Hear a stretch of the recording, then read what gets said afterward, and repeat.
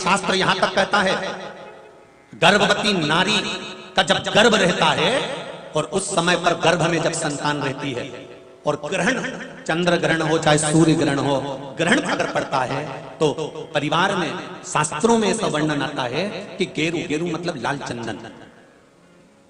कौन सा चंदन? जम के बोलो जरा। लाल चंदन। ये गेरू तो बाद में आप लोगों ने उधर पे लगाना चालू करा, पर नियम ये है कि गर्भ में अगर बच्चा रहता है तो ग्रहण पड़ता है, चंद्र ग्रहण पड़े, सूर्य ग्रहण पड़े, तो जो नारी का गर्भ रहता है, भले वो 3 महीने का हो, 2 महीने का हो, 1 महीने का हो, 8 महीने का हो, 9 महीने का हो, 10 महीने का, नारी का अगर गर्भ है तो बुजुर्ग लोग भी कहते हैं, उनको ये भले नहीं मालूम होगा कि क्यों गेरू लगाते। गेरू नहीं, लाल चंदन की 3 रेखा नारी को अपने पेट पर खींच लेना चाहिए। क्या होता है तो कहा बच्चा विपरीत पैदा नहीं होता, बच्चा स्वतंत्र स्वस्थ अच्छा पैदा होता है, सुखी पैदा। आप में से कितनी माताएं जो जानती हैं इस बात को? हाथ उठाओ जरा। जानती हैं सब कि जब गर्भ में बच्चा रहता है तो माताएं कहती थी, सास कहती थी बेटा थोड़ा गेरू लगा लेना, पेट में थोड़ा सा गेरू लगा ले, थोड़ी सी मिट्टी लगा ले, थोड़ा सा कुछ पेट पर लगा ले, क्योंकि ग्रहण पड़ रहा है। क्यों? अगर ग्रहण पड़ी हुई संतान जन्म लेगी तो ये अपने ही धर्म का विरोध करेगी, सत्य का विरोध करेगी, गलत मार्ग पर चलेगी। और अगर शरीर पर एक त्रिपुंड लगा दिया गया, पेट पर ग्रहण के समय पर गेरू लगा दिया गया, लाल चंदन लगा दिया गया, तो जो बच्चा जन्म लेगा वो माता पिता के विरोध में कभी नहीं खड़ा हो सकता, धर्म के विरोध में कभी नहीं खड़ा हो सकता, सत्य सनातन धर्म के विरोध में कभी खड़ा नहीं हो सकता, हिंदू धर्म के विरोध में कभी खड़ा नहीं हो सकता, हमारे पक्ष में हमेशा बना रहेगा। सनातन धर्म का कुल में पैदा होकर, सनातनी होकर, हिंदू धर्म में पैदा होकर भी अगर कोई हिंदू धर्म का विरोध करता है तो समझ लेना कि यह ग्रहण की औलाद पैदा हुआ है, ये साधारण नहीं है, ग्रहण से पैदा हुआ है। इसलिए सनातनियों का भी विरोध करने के लिए खड़ा।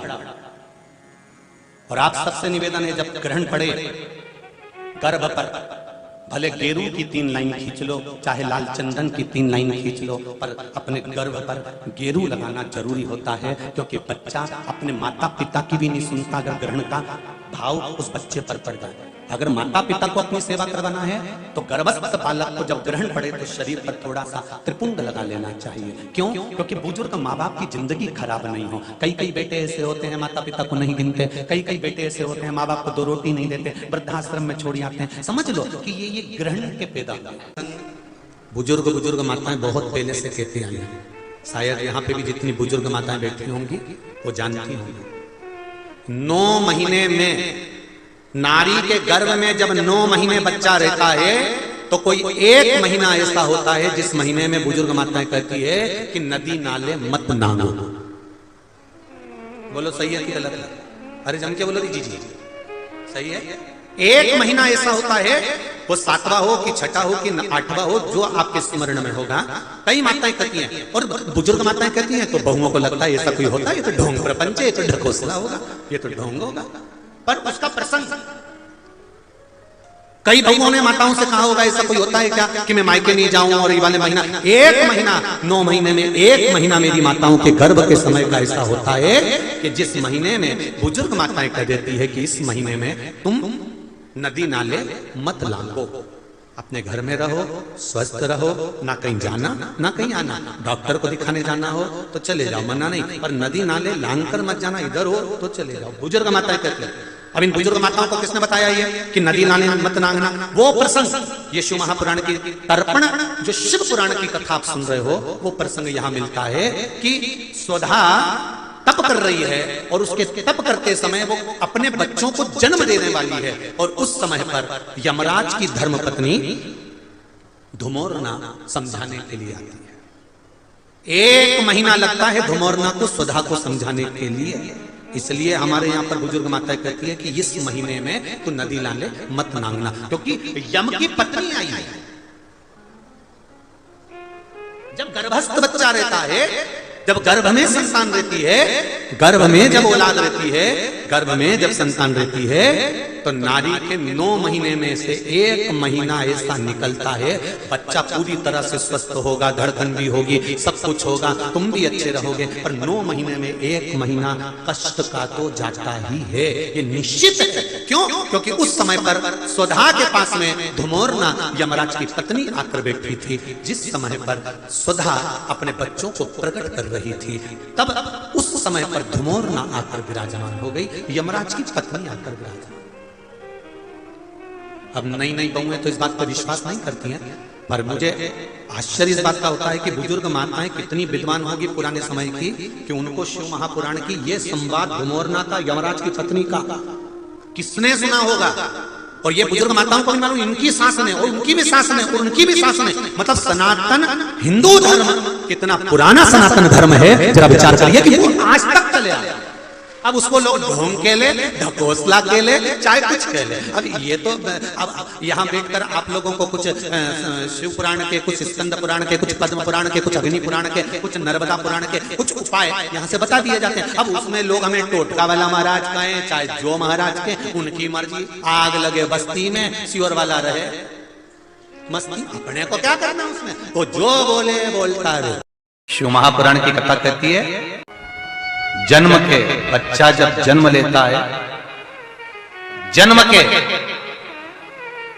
1 महीने पहले अगर 1 लोटा जल शमी पत्र समर्पित कर कर शिव जी पर चढ़ा दिया जाता है, तो नारी के गर्भ से जो बच्चा होता है वो कभी विकलांग नहीं हो सकता, मंदबुद्धि नहीं हो सकता, विवेकवान।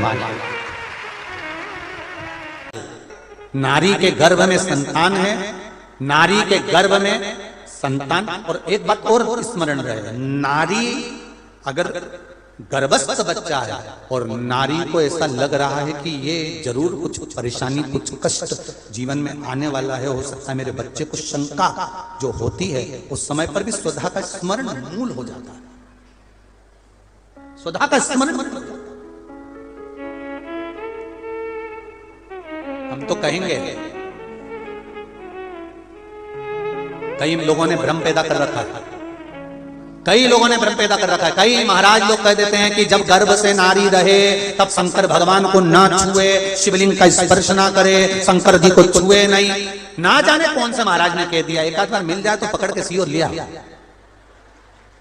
जिसने कहा जब शिव महापुराण की कथा करिए, अकाल मृत्यु वो मरे जो काम करे चंडाल का, और काल उसका क्या बिगाड़े जो भक्त हो महाकाल का। जो शंकर का उपासक होता है, शंकर का स्पर्श करता है, शिवलिंग का मात्र स्मरण, केवल स्मरण, केवल स्पर्श करता है, तो कहा उसके कौटि कौटि पाप छिन्न हो जाता है। तो गर्भस्थ नारी, अरे भाई लिंगायत संप्रदाय का वर्णन हिंगोली से करा था, परली से करा था कि लिंगायत संप्रदाय में शिवलिंग को मानते हैं।